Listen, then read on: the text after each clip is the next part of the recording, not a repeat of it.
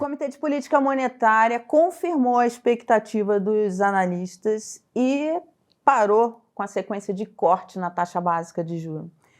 Eu quero saber do Ciro Gomes por que isso aconteceu, mesmo com um comitê em que já conta com 4 indicados pelo presidente Lula, porque o presidente Lula bateu no presidente do Banco Central. Hoje a gente acordou com... Ontem à noite já tinha muita gente da esquerda e do PT batendo no presidente do Banco Central, dizendo que ele é um bolsonarista, só que a decisão foi unânime e tem 4 indicados pelo presidente Lula. O que aconteceu? É de fato necessário ou os 4 viraram bolsonaristas? Mara, há 2 aspectos a se considerar nisso. Um é isso que você descreveu superficialmente. Isso tudo é um grande teatro.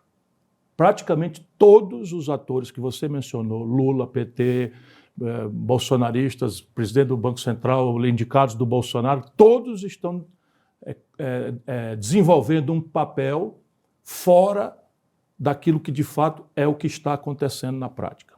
Então, fecha parênteses, vamos agora ao aspecto relevante e grave. É o modelo. É o modelo. Se você adota, como adotamos em uma madrugada do ano 1999, e acredite quem está nos ouvindo, tudo isto é sequela de inconsequências da interrupção de uma agenda que estava absolutamente apalavrada. Eu, Ciro Gomes, estava lá, fui um dos agentes disso e sei bastante bem o que estou falando, do Plano Real. O Plano Real foi uma iniciativa extremamente bem intencionada, mas muito precária e baseada num conjunto de blefs que só seriam aperfeiçoados na sequência com um conjunto bastante pensado e profundo de reformas. Por que você se refere exatamente a 1999? Porque não há madrugada, assim que o Fernando Henrique engana a nação inteira e se reelege, e essas coisas elas são esquecidas, mas elas estão produzindo seus frutos hoje. Não duvide, ninguém duvide disso, você pode me cobrar a consequência histórica.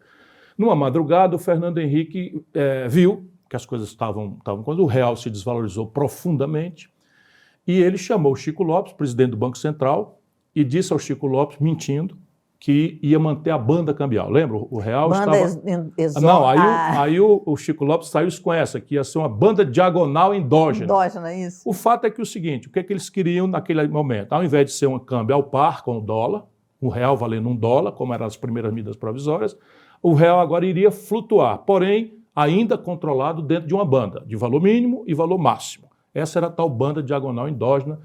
E aí o Chico Lopes saiu da reunião com o Fernando Henrique, vendeu uma informação privilegiada, vamos entender isso, para 2 agentes, Marca e Fonte Sindam, que fizeram, e naquela noite o Fernando Henrique chama o Armínio Fraga e em cima da perna opera um banco central particular, privado.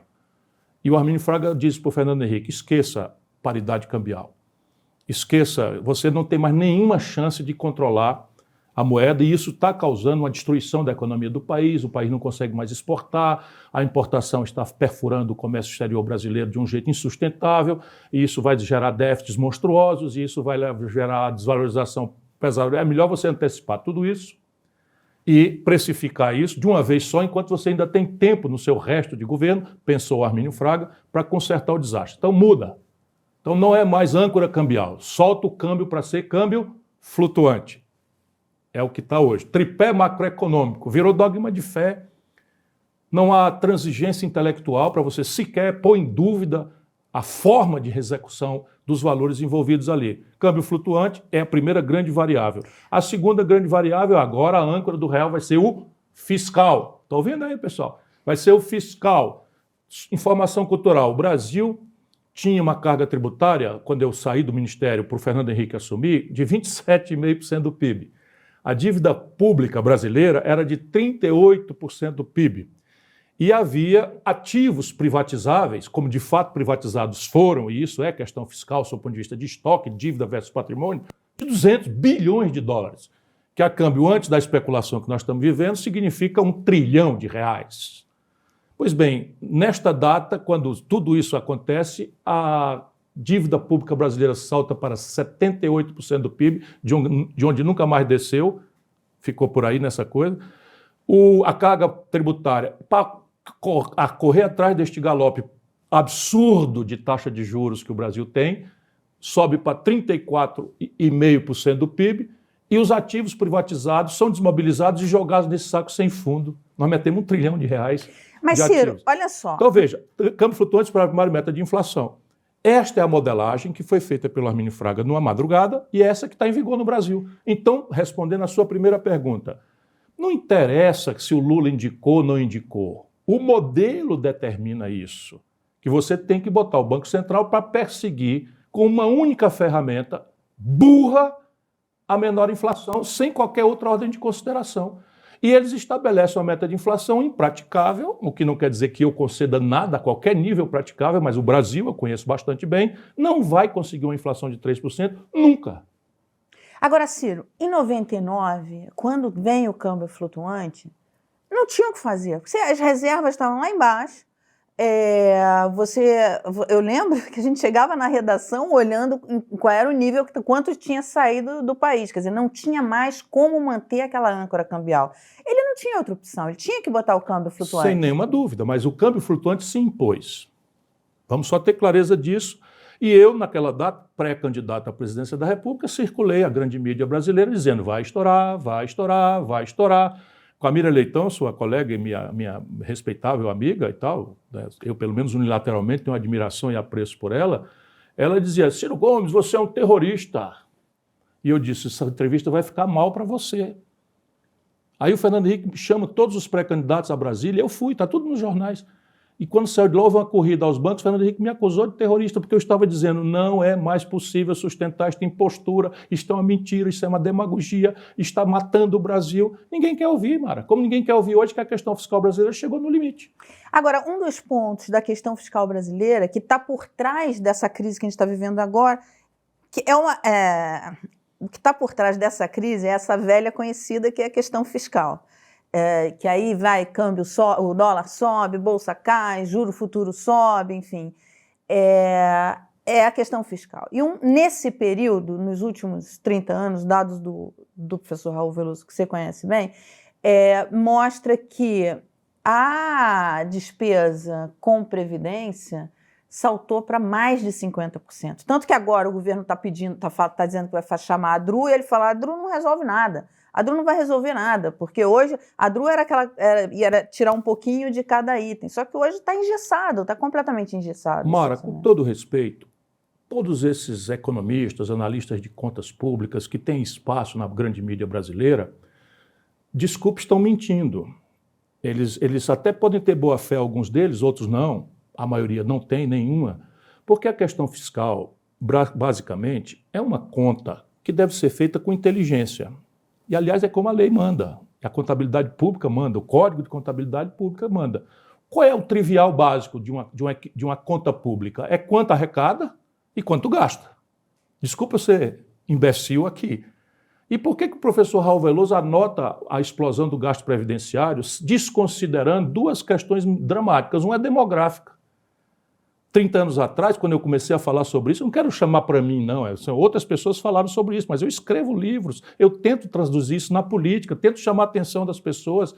E essa elite brasileira não quer considerar. Então, sim, a questão demográfica. O Brasil perdeu a janela demográfica de termos um país jovem, que nós tínhamos 6, 5, 8, 9 pessoas trabalhando para um aposentado com expectativa de vida baixa.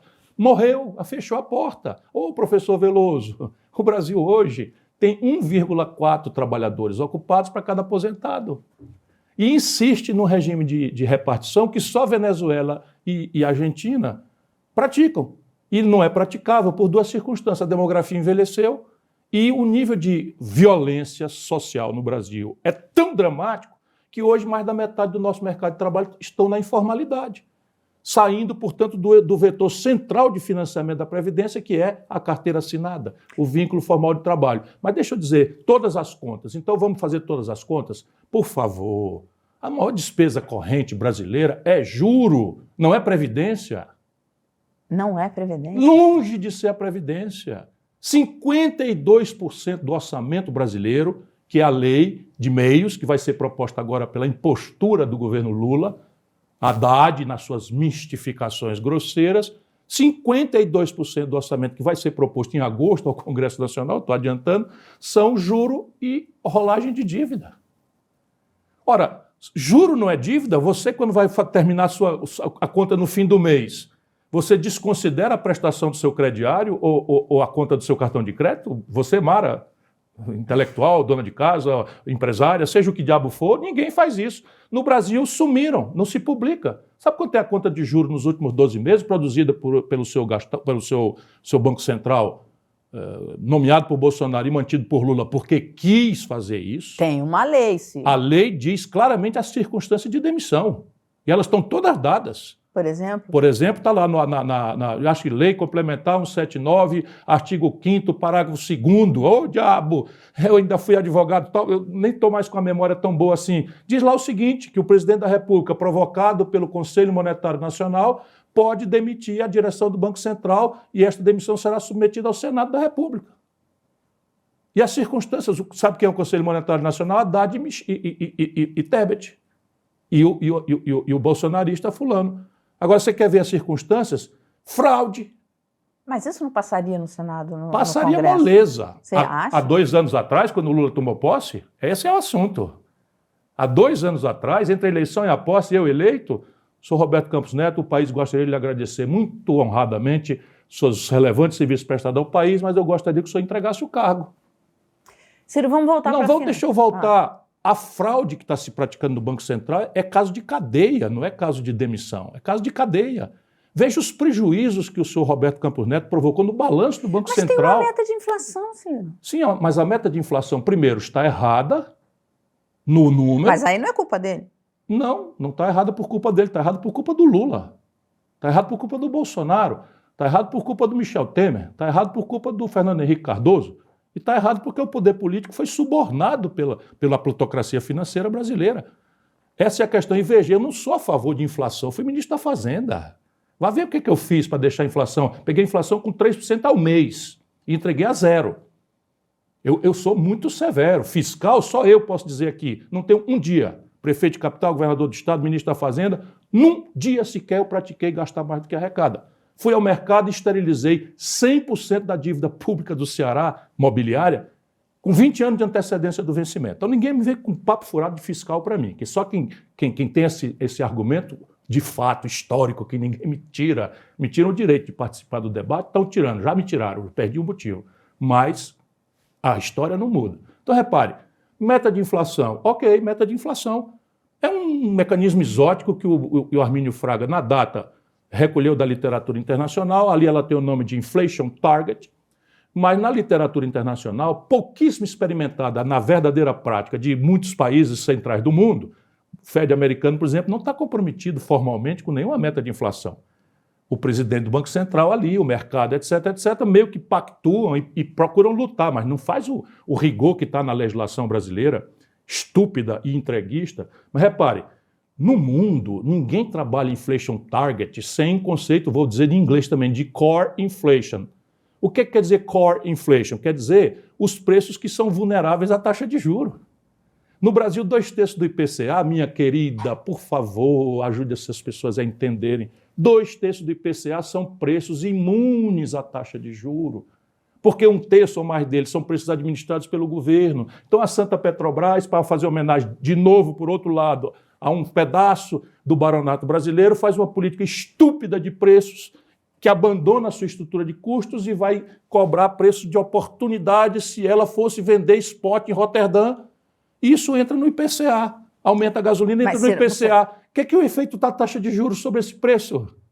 Mas, Ciro... Aí depois a Enel, que está completamente cooptada e está destruindo o setor elétrico brasileiro, com 1000 esculhambações, a última agora é uma medida provisória para estatizar, meter nas costas do consumidor brasileiro, que já paga a tarifa mais cara do mundo, sendo uma matriz de base hidráulica, em que as principais hidrelétricas já foram amortizadas, o preço tinha que estar caindo, está subindo. Qual é o efeito, irmã querida, da taxa de juros do Banco Central do Roberto Campos, ou do Meirelles, que foi o Banco Central do Lula, que cobrava taxas de juros mais altas do que hoje?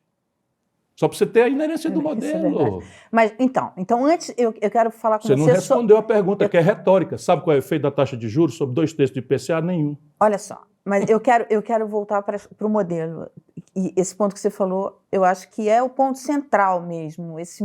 Vamos em busca de um novo modelo ou não? É algo que o André Lara Rezende, inclusive vocês já discutiram isso aqui no canal, juntos, os dois. Mas antes disso, só falar uma coisa. Petrobras, a gente viu o que aconteceu com Petrobras no governo Dilma, que controlou os preços. Não estou falando disso. Desculpa, eu não estou falando disso. Não me compare com as maluquices do governo Dilma, que foi uma tragédia do PT, não foi uma tragédia marciana. O Bolsonaro não caiu de Marte, o Bolsonaro é produto da tragédia econômica e política e de corrupção generalizada que o Lula e seus paus-mandados e o PT produziram. O Bolsonaro é consequência disso.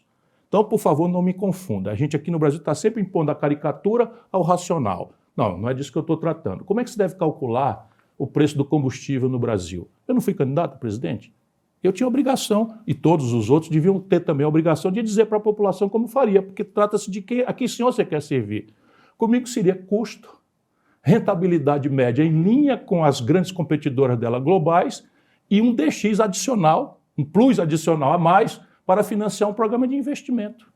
Em nenhuma circunstância eu aceitaria essa política criminosa de distribuição de dividendos. Por quê? Porque eu sou um cara, sabe, que eu sou um bom administrador.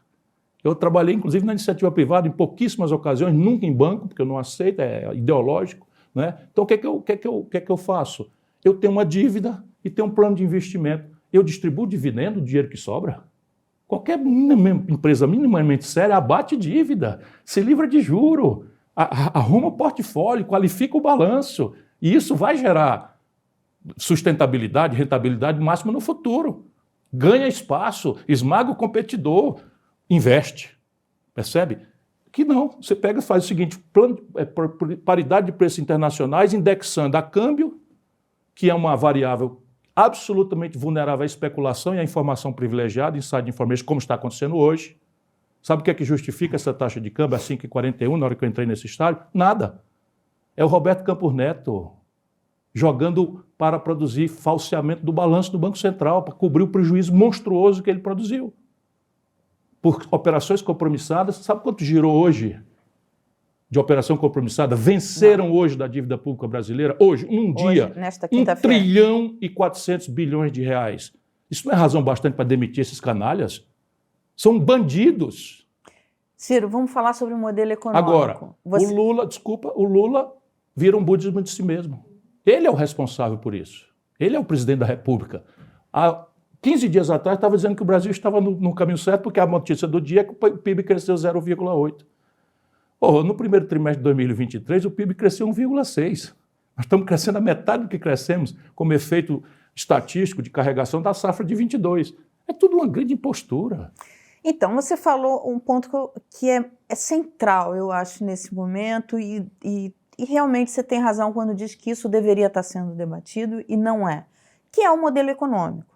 Quer dizer, esse modelo que foi criado com esse tripé, pelas razões que você colocou aqui, ele se esgotou, ou talvez já tivesse esgotado até no nascedouro. Não vou entrar nessa questão. Mas, claramente, não está produzindo os efeitos de crescimento econômico, de distribuição de riqueza, esse tipo de coisa.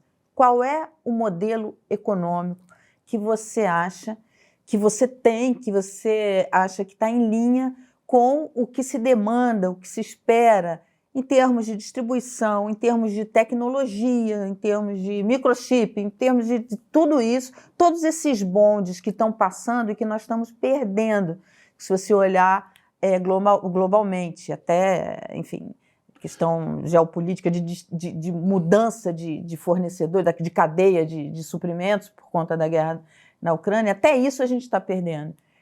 Qual é o modelo econômico que você... Vou te pedir para, em síntese, eu sei que é uma pergunta complexa. Mas é possível fazer uma síntese. Olha, a sua pergunta é tão inteligente, tão brilhante, que ela já traz, como é seu hábito, a semente da resposta. Veja, primeiro nós precisamos que abandonar algumas ilusões ideológicas. A gente precisa parar de bater palma para maluco, sabe? E maluco vencido, maluco superado. Que são essas interdições ideológicas que insultam a mínima racionalidade, a mínima inteligência. Então, a primeira providência é trocar ideologia de quinta categoria, como se fosse ciência boa, por inteligência e racionalidade. Se nós fizermos isso, é metodológica a proposta. Nós vamos entender que não é possível nenhuma economia política, historicamente, no planeta, nem na geografia contemporânea, sobrevive, se desenvolve ou avança sem uma parceria sólida de um Estado altamente poderoso, leia-se, dotado de um nível alto, líder de um nível altíssimo quanto possível de poupança, de formação bruta de capital, com um empresariado solidamente comprometido com os trends e as tendências estrategicamente pactuadas, planejadas, orientadas, com metas, com objetivos, com riscos e oportunidades ponderados, com custos ponderados, orçamentação, prazos de execução, supervisão, avaliação, controle, prêmios, punições e divisão de tarefas. Quanto mais qualificado for o plano, mais óbvia será a resposta de qual é o papel do Estado, qual é o papel da iniciativa privada nacional, cuja contabilidade é em real, e no Brasil isso é crítico, e qual é o papel do capital estrangeiro, que está indo embora todo do Brasil. Não é por conta de conversa mole aqui, não, é porque não tem compliance o mercado financeiro brasileiro. Quando você faz uma fraude como das lojas americanas, a maior fraude da história do capitalismo brasileiro em todos os tempos, com um dos 10 maiores fraudes do planeta Terra, com aquelas características de picaretagem bandida, e não tem nenhuma punição, nenhuma palavra de censura do presidente da República, o que o investidor estrangeiro vem fazer? Esses fundos têm todos padrões de aplicação. Aqui nós classificamos as americanas ali quase no AAA. Todo mundo perdeu e não aconteceu uma punição para ninguém. Uma fraude tosca, que eu descrevi na minha newsletter, dando as datas, mostrando atas que eu escrevi e tal. Zero repercussão. Nas instituições, que é o mais grave, nem Ministério Público, nem CVM, nem Banco Central, ninguém fez nada. Lula nem uma palavra deu. Então, o empresariado tem que estar numa linha aqui de qual é o papel do capital privado. É estrangular todo o esforço de produção do país para atender ao microinteresse ultrapoderoso do rentismo, que já virou bandido e máfia também. Falemos de precatórios, se você quiser. E terceira, um investimento em gente. Por quê? Porque a nova economia exige capital humano qualificado. E o Brasil tem menos escolaridade, ou tem uma escolarização média menor do que a Argentina e do que a do Chile. E isso lá não é grandes coisas.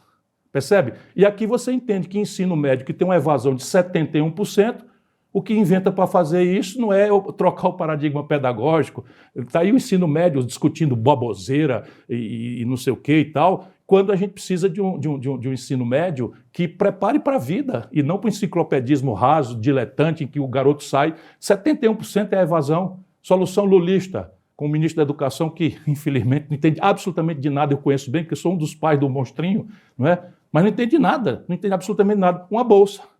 Então, a bolsa acha que vai reter os alunos dando um dinheirinho, R$200, para o menino ficar no ensino médio, desconsiderando tudo o que está acontecendo no mundo. Não tem uma reflexão sobre. Então, quer desenvolver o país? Poupança alta, convergência estratégica do empresariado produtivo, que tem que vencer a especulação, e uma universidade ou uma estrutura de nação promovendo a capacitação da inteligência das pessoas. Isso é o que funciona. Historicamente, isso explica os Estados Unidos, explica a China. Então, veja, não interessa se é democracia, se é autoritarismo, não interessa se é socialismo, se é comunismo, se é fascismo, é assim que funciona. A única experiência. Então, o Brasil, poupança nacional, 16,4%. Isso é consequência de arranjos institucionais que a política faz ou deixa de fazer. Qual é a questão brasileira? Um sistema tributário imbecil, que está chegando no limite nominal, impossível de ser suportado competitivamente, 34,5% do PIB, porém, no lombo do povo.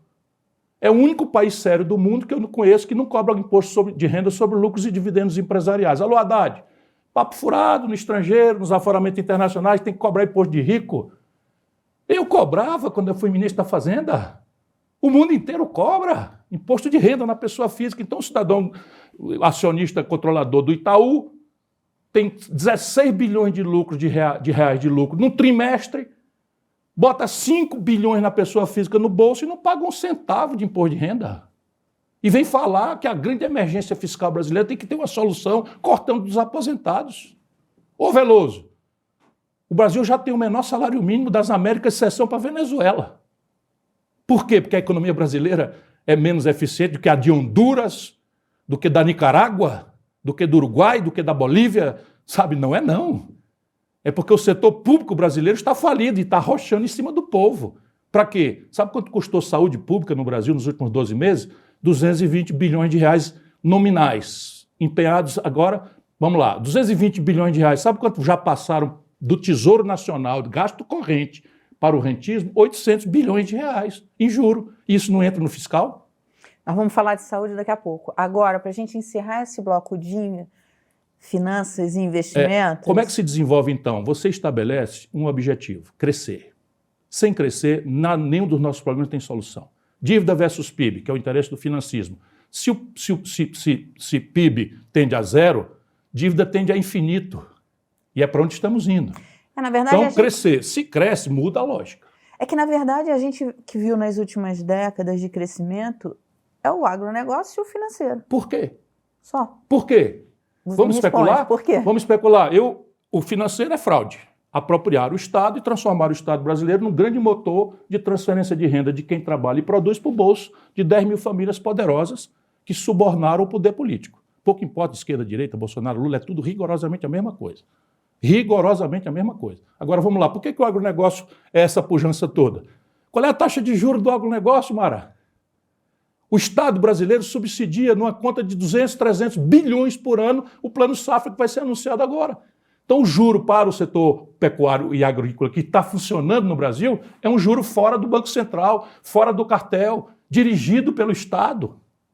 Depois vamos lá. Esse modelo deveria ser replicado. Mas isso é óbvio, porque se o juro que a economia paga por papel é mais alto do que o lucro médio da atividade econômica, a economia para. Ô, Armínio Fraga, aprende, meu irmão. Você sabe, Ciro, Você entendeu bem? Se eu tenho dinheiro, desculpa, se eu tenho dinheiro, por que eu vou botar num negócio de risco para ganhar um lucro menor do que eu ganho na renda fixa? E se eu não tenho dinheiro, que é a realidade trágica da despoupança nacional crônica, ancestral, e cujo enfrentamento se adia eternamente com a grande fraude da esquerda, não é porque a direita fazer isso, está de bom tamanho. Por isso que a minha carga é em cima dos meus companheiros. Então, ex-companheiros, porque eu estou com nojo dessa gente. Essa gente é o atraso do Brasil. O Bolsonaro é a metástase, o câncer é o lulopetismo. O Bolsonaro é a metástase, e vem outra metástase. É só anotar, vai ver agora nas eleições municipais. Ô Ciro, você sempre bateu nessa tecla dos juros e isso tem ficado cada vez mais, enfim, com a Covid, agora com o que está acontecendo no Rio Grande do Sul.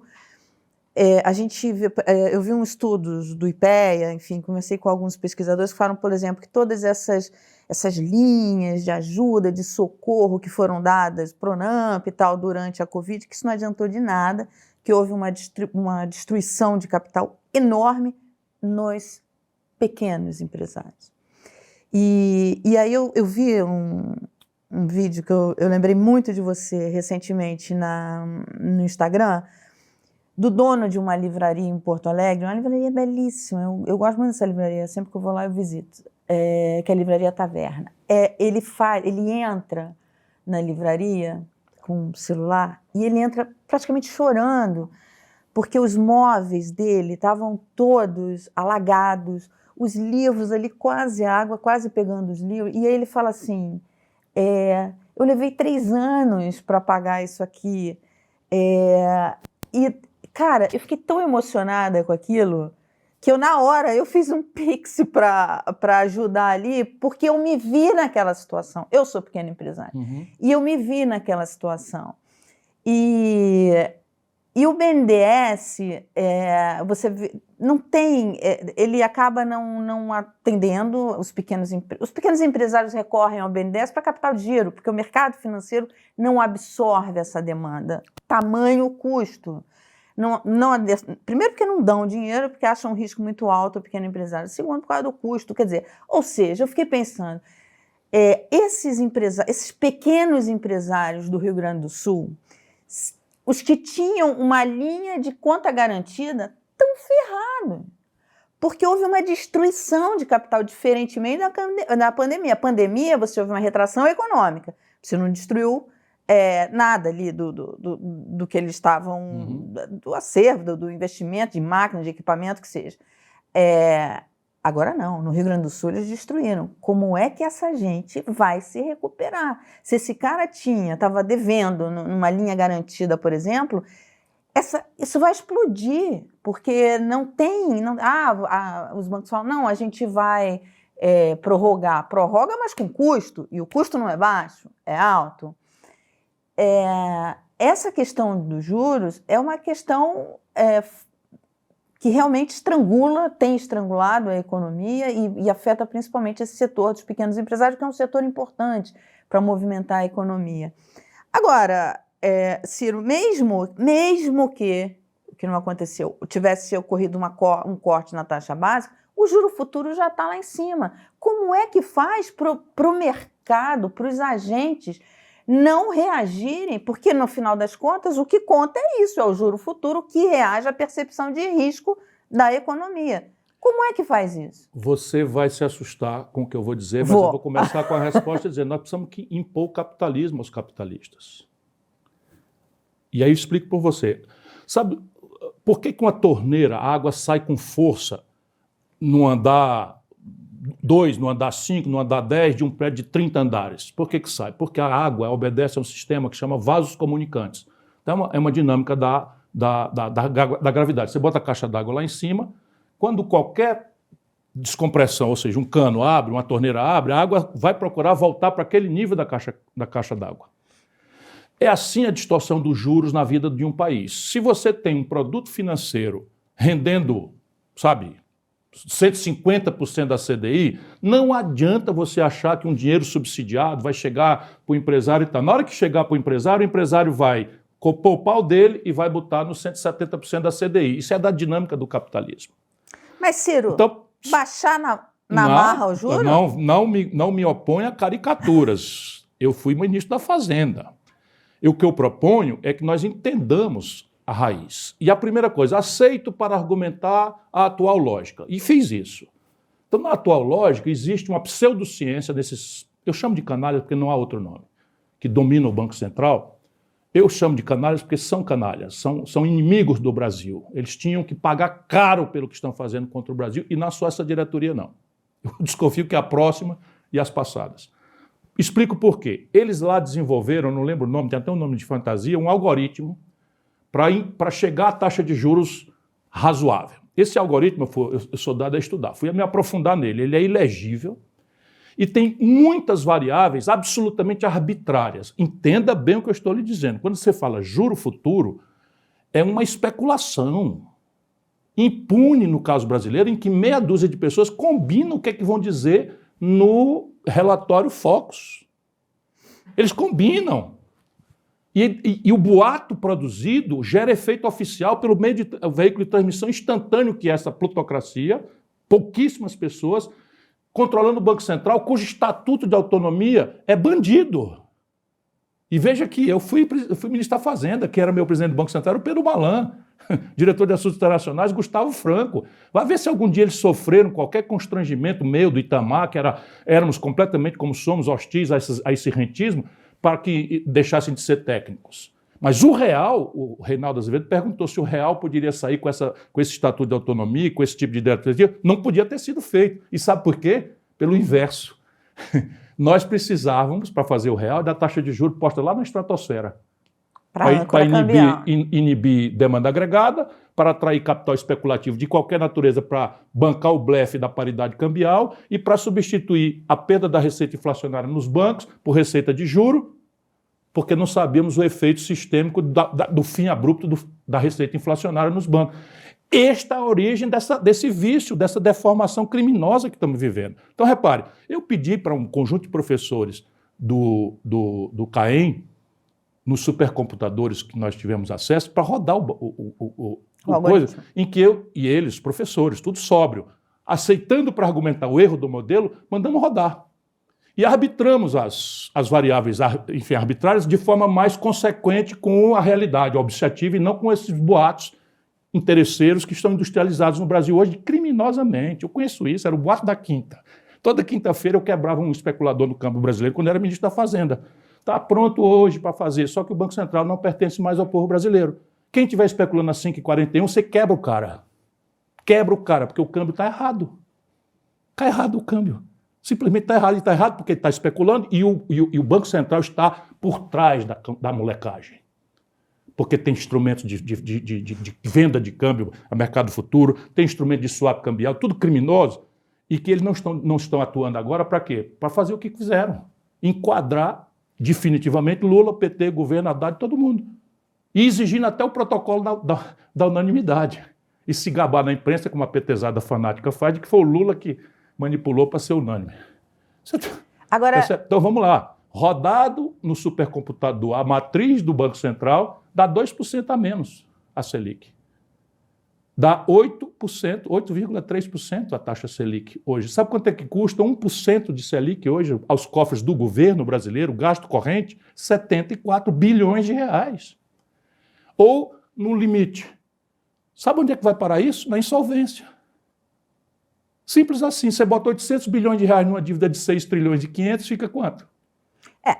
Bem, aí roda o ano que vem e faz de novo. É essa perspectiva de insolvência que alimenta... Sim, aí sabe o que está acontecendo? É isso, o encurtamento criminoso dos prazos da dívida pública e a faca no pescoço do juro alto. Vamos resolver isso? Vamos.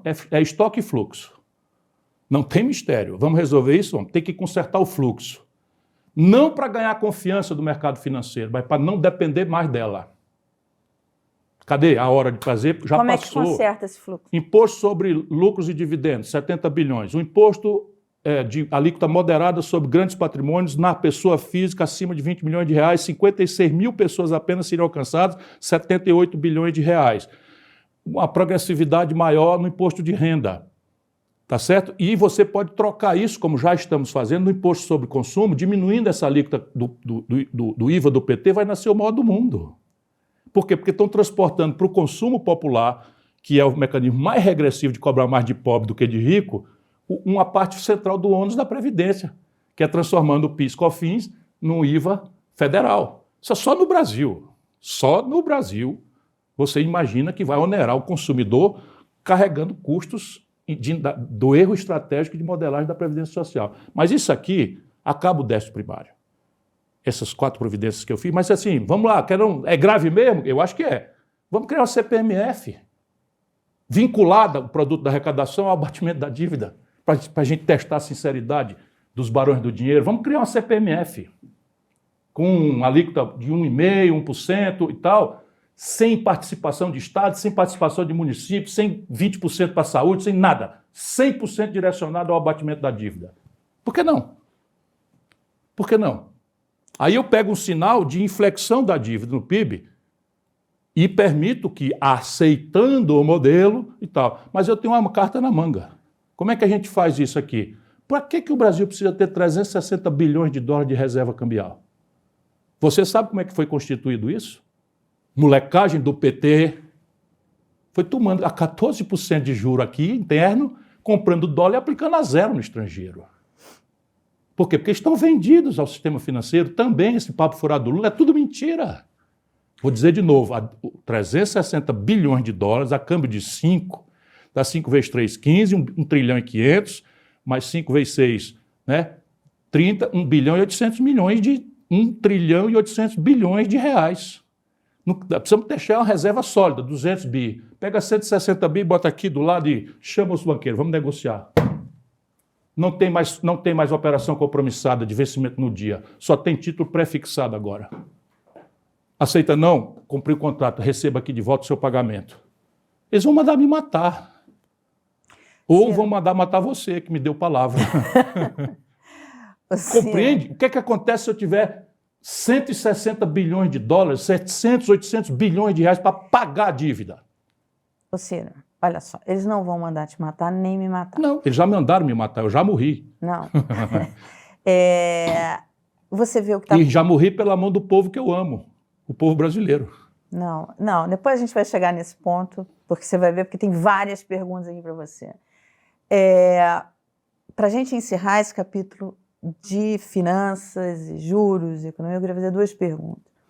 A primeira é que você está acompanhando o que está acontecendo na Argentina. O governo Milei está com taxa de juros negativa. E a moeda deles não perdeu valor, não se desvalorizou como real. Isso é paciência. Então, é um governo de direita, de extrema direita. Não é um governo comunista, não é um governo que brigue com bancos, muito menos com capital. E está com taxa de juros negativa. O que está acontecendo na Argentina? O que está acontecendo na Argentina é a pedagogia do fundo do poço, que eu espero que o Brasil não precise ir de novo para a gente adotar a pedagogia do fundo do poço. Então, veja, essa coisa de esquerda e direita no mundo tem uma confusão brutal. E no Brasil há um componente fraudulento, caricato, que é o PT e Lula se assumirem de esquerda e anestesiarem todo o pensamento progressista. Todos os sindicatos são a favor, a Andes faz greve, não se sabe contra quem é, os estudantes, as entidades estudantis, tudo a favor, o sindicalismo todo a favor, os artistas tudo a favor. De quê? Estagnação econômica, corrupção generalizada, modelo de negociação política sistematizando a roubalheira. 53 bilhões de reais de emenda, queridíssima. 53, isso é recorde mundial. Percebe? Para 30% ser roubado na cara da freguesia. Ciro, o que está acontecendo na Argentina? Eu vou explicar. Então, lá na Argentina foram ao fundo do poço com esse tipo de política. E no fundo do poço, o povão... Com esse tipo de política peronista... Igualzinho aqui, imitando aqui.